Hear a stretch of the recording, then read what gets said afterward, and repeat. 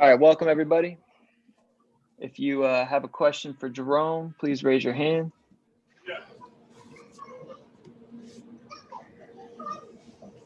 There you go, Chase. Hey, Jerome. Doing well. After the first preseason game, what's your approach going into this second one? What would you like to, I guess, improve on or build upon? For us, I think we're a high power scoring team, but for us to take the next jump, we got to be locked in on the defense end, can't foul, and got to hold teams under, a certain amount in the first half, But other than that, just come out and win. Christos. Jerome, I would like to ask you, how was the first days of the preseason for you as a player of Wizards, and what did you learn so far from players like Bradley Beal and Russell Westbrook? So how was the first practice? The first days of the preparation. Can't teach experience. So those guys have a lot of experience from finals to, games and situations. So, anytime I got a question I can ask, and they're going to give me a paragraph answer. So I'm thankful for that. And I love grinding with those guys. Fred. Hey, Jerome. You were making a lot more shots in the bubble, clearly, than you really had before, and you seemed to really click. What did you learn from that basketball experience that you can carry over? Shoot or shoot.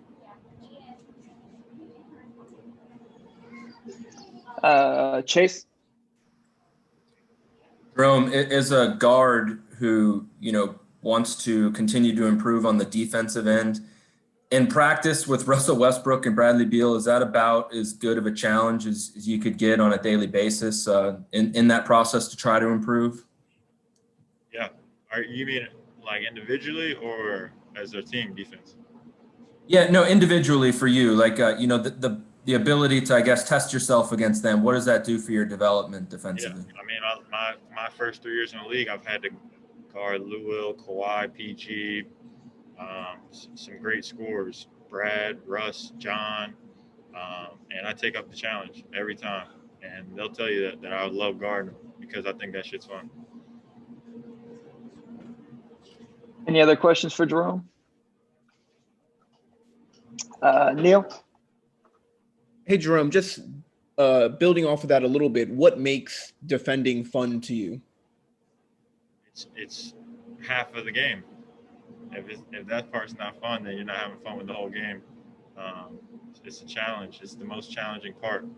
And I get bored easily, so I love challenges. Thanks, Jerome. Ava. Hey, Jerome, we've heard a lot about Russ and Brad and their leadership and how much they talk to the team. Do Ish and Robin get in on that too? Ish was kind of telling us yesterday that they were all sitting in the locker room laughing about how they're the old guys on the team. Yep. No, for sure, man. They're great communicators, great people. Great people to be around. So, like I said, anytime you have a question, I don't care what it is, if it's life, basketball, about your anything, whatever, they'll talk to you. Are you clowning those guys about being in their 30s and being old? Oh, all the time. I call them OGs, and sometimes they don't like it. I think it's hilarious. Awesome. Thanks, Jerome. Yeah, no problem. Matt. Hey, Jerome. You missed the first preseason game with an illness. How are you feeling? Feeling great. Good luck. Thank you. I appreciate your time, Jerome. Awesome. Thank you. And we'll have Isaac up in just a second here.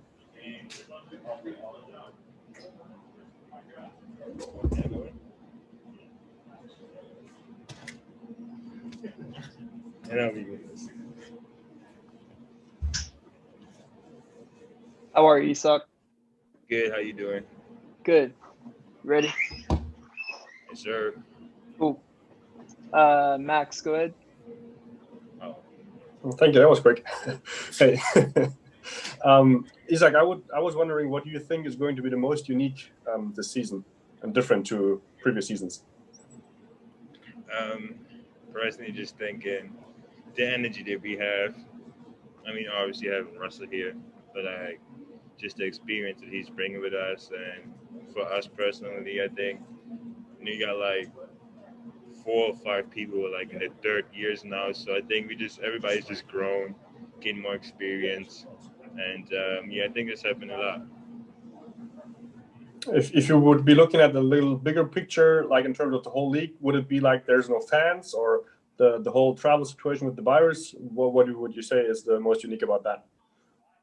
I think it's the whole situation is kind of unique. I mean, obviously, being the first time that we play without fans in our own arena, the whole situation obviously is special. So, but it's not just us; it's everybody. So I think we just got to adjust, gonna do our part, and play basketball. Thank you. Christos? Hello, Isaac. I would like to ask you, what are the differences between Wizards last year and this year? And also, how help you as a player to collaborate with Davis Burdens, Denny Avdia, players who played in Europe? I mean, how I already said, just the experience that we have now, and obviously having DB and Denny now, both of them, both of them really good players. Obviously from overseas, gonna bring like a lot of skill sets with them. Obviously DB, really good shooter. Personally, for me, one of the best shooters in the league right now. So I think we're gonna be like a really, really tough team for other teams in this league. Fred?